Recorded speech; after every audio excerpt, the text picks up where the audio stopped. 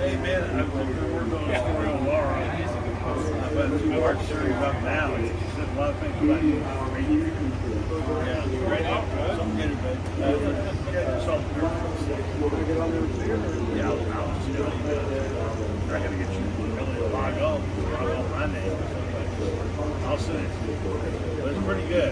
She told me everything about how shit sprouts to get answered her email and how to get a breakthrough.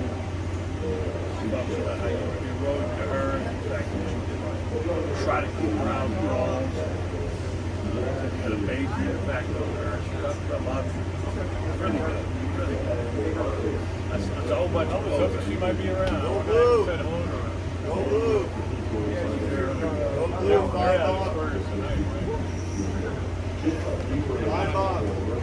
What are you going to say about Michigan? $5. Yeah, we want to hear that. National champs now, bud.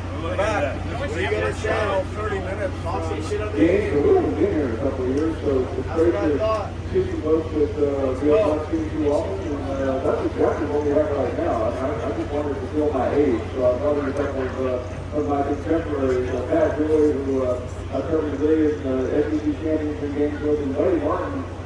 The story is legendary. You probably don't know this, about how many times I've tagged him as a 25, 30-year-old coach trying to get a job, and not only did he not hire me, I don't think he ever responded. Well, that would have been great. Well, much better because we didn't work. Yeah, he was just trying to save his right. I mean, did you ever read any of those letters? There was a pile. I mean, Buddy legendary around here, of course, but I mean, one time he arguably the most important sport editor in America. You were better, you were the national, you were everywhere, huh? Yeah. Do you remember all those things? I remember every one of them. Great days. Great sad. Gone. My own time. Buddy and I don't remember, so That was fun. So, I mean, we got to go. where are we again? Yeah, what is So this? here we have 3 original veteran sports writers. There's a lot of experience. And none of us are, yeah, you're still right. Yeah, I do. Once or twice a week I'm outside here. And let me talk about something you just put up that I think our audience would be very interested in. You did a big profile of Laura Russell. Did. And Laura, came early in. We got her as an intern early on. She put her first stand-up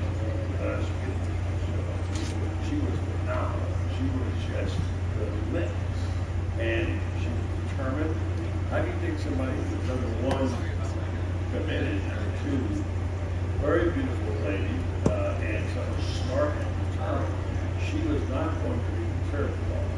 Just like she came with the story about how she drove to Charlotte from Atlanta to be on with you 2 hours a week. You guys had a great thing going. I told you that. It was just automatic. First time you were on TV, it was something. Laura was exceptional. I'm very proud of her. I think she's going to. Well, I get a lot of credit, but I'm like, you discovered her. No, my son Brenton did. Steve Brenton's claiming that he discovered her. She was also working at the WRUF. She did, and that's how the story. Everybody loved it. It's like Luke Collins for his field goal, 40 yards. 900 people have it. 900 people are going to take that. It's the same kind of euphoria. Let me set the record straight to the journalists. She's not really happy. Nobody cares about this. Laura showed up here and ran out of money and get a job. Her parents didn't get a job. So she couldn't find a job. She's on this job at WRF. Well, try this. So I got the voice.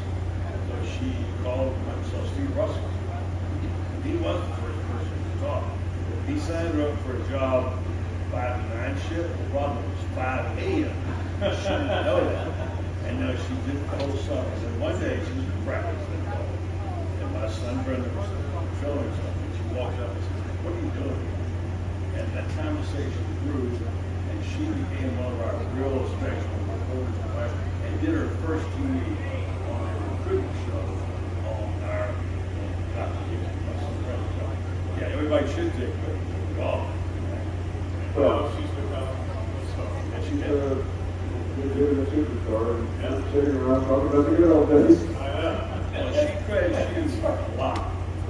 We used to sit around and talk about girls, now we sit around and talk Yeah. about surgeries, So so. she's a very special person in my life, and I'm glad some of the other people now have her there. Let's talk about Law here. To put this game into perspective, Pat, you covered Florida football. You covered a lot of transitions. They do a lot of openers. I don't know if there's been one like quite like Well, this. I want you to describe it, because everybody has an opinion. We just heard Chris Jordan talk about this is going to be a blowout tomorrow. It's the first time I've heard that. At least in relation to Florida winning. Yeah. Well, I can see Florida blowing them out. I can see Miami blowing Florida out. I can see it being a close game. I can see that. But the younger game, though, what's really at stake here? Well, nobody hates Florida more than Miami fans. I can tell you, nobody hates it more than Miami fans. It goes back into the 60s, going back to the Florida flop of the 70s, of course, and all that. They just hate Florida. I can promise you. I know them very well. But that's the bigger thing is that this Florida program has been like Miami has. I mean, Miami's had one 10-inning season since they joined the ACC. Florida has had 5 losing seasons since Urban Meyer left. So, I mean, it's hard to believe we're both in this situation where we're sitting there going, where's the good team here in this state? One of them lost to Georgia Tech this year. So, but, you know, look, it's, the fans, yeah, it may be. Fans don't like each other, and when I've been down against Miami, Florida Miami games down there, it's been brutal. My best story was when a guy we came out to Press Park and get our car after a game, and a guy in media said, my car's gone. I go, well, maybe you parked something good. Somebody stole my car out of the media parking lot. I go, well, it's Miami. What are you going to do? It just seems like didn't like the media. But how do you see it? In terms of all the noise. Yeah, it's a problem. Whenever you got to talk bad, you know, the stage you get that. Another reason why they hated Spurrier's senior year, he won the Heisman. Back then, they had it during the season. And he won the Heisman. Next week, they played Miami, and he lost to Miami, which is embarrassing. So, yeah, so Miami's not the Bible once was. It's become, and I blame you for some of this.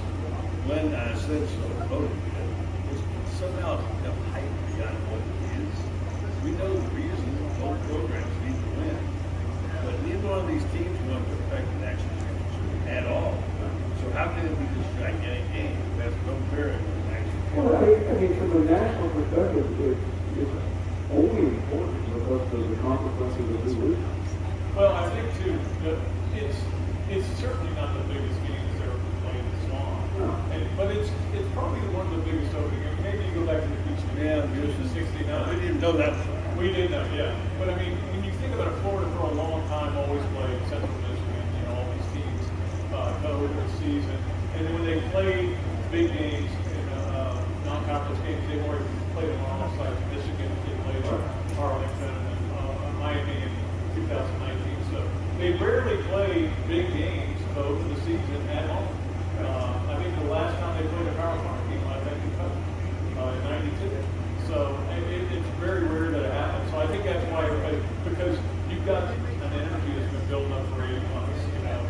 And whether it's good or bad, it's still energy. Well, let me take this for a break, and then we'll come talk about the state of the program in relation to something Scott Strickland said here earlier. We'll take this for a break. The legendary Buddy Martin and equally legendary Semi-legend. Pat Duval, two of the old-timers when it comes to scribbling about and talking about this program. We'll be right back. You remember you read about it. One of the first taken, Greg Gray's first year. I'm pretty sure they opened the season against George Washington in Jackson. I think that was a huge game home. Win that game 18-17. Not like that. 2-point catch to learn the coach. And no one ever talks about it. I got to look it up and see. Well, that's the thing, though. It's that you're almost like you ease into the seasons for so long. Yeah. And then, but then you have to, anytime you had a big game, it would be somewhere else. Like I remember this.